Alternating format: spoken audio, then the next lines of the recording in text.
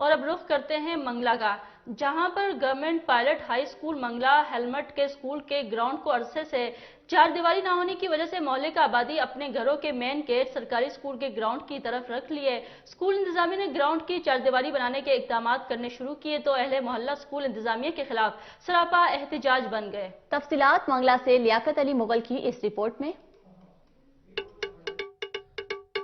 Government pilot high school Mangla Hamlet کا کھیلوں کا گراؤنڈ آبادی کے درمیان آنے کی وجہ سے رہائشی افراد نے گراؤنڈ کی چار دیواری بنانے پر اعتراض اٹھا دیا۔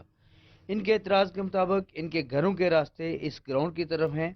گھروں کو بند کرنا تو ممکن نہیں، لیکن اگر گراؤنڈ میں گلی نما راستہ گھروں کے ساتھ دیا جائے تو اس معاملہ کو حل کیا جا سکتا ہے۔ اسکول کے بچوں کے لیے گراؤنڈ بھی بچ جائے گا اور رہائشیوں کو راستہ بھی، لیکن گورنمنٹ اسکول کے پرنسپل نے اس کو ناممکن قرار دے دیا۔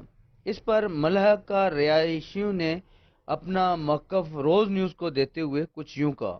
کی تیاری جاری ہے جناب، تو ہم نے کمیٹی سے پوچھا ہے، ہیڈ ماسٹر صاحب سے بھی پوچھا ہے، تو ان کے مختلف بیانات تھے۔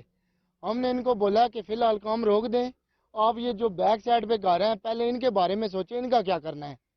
آپ اس طرح سے بھی روڈ نکالیں گے، کل یہ جو اس طرح آبادی ہے وہ لوگ بولیں گے ہمیں بھی روڈ دیں، تو آپ ادھر سے بھی روڈ دیں گے ادھر سے بھی دیں گے، یہ درمیان میں گراؤنڈ کہاں پہ بچے گا۔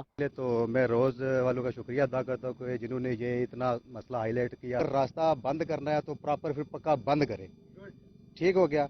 میں یہ سمجھتا ہوں اگر یہ روڈ بن جاتی ہے تو یہ پورے آبادی کے لیے فائدہ ہے، نقصان کوئی نہیں ہے۔ بچوں کے لیے کھیل کود کا گراؤنڈ ہونا بھی لازمی ہے، لیکن مقامی مسائل کو مد نظر رکھ۔ کیمرامین ٹیم کے ساتھ لیاقت علی مغل، روز نیوز، منگلا۔